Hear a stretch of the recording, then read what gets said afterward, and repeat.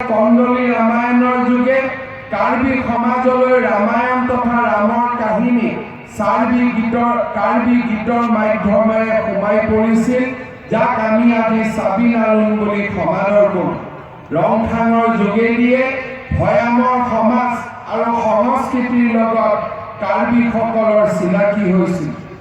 সকলো খিলঞ্জীয়া সমাজৰ দৰে কাৰ্বিসকলেও সকলো এলেকাতে কোনো নহয় কোনো অতীন্দ্ৰিয় শক্তি বা অধিপতি থকা বুলি বিশ্বাস কৰে। এই অতীন্দ্ৰিয় শক্তিসমূহক সন্তুষ্ট কৰি পাৰস্পৰিক একেধৰণৰ বুজাবুজিৰ মাজেৰে সহাৱস্থান কৰিব পাৰি বুলি থকা লোকবিশ্বাসৰ আধাৰতে কাৰ্বি সমাজৰ পৰম্পৰাগত ধৰ্ম আৰম্বাৰিমৰ সৃষ্টি হৈছিল। আৰম্বাৰিমৰ মতে সকলো বস্তুৱেই মৌলিকভাৱে একে প্ৰকৃতিৰ।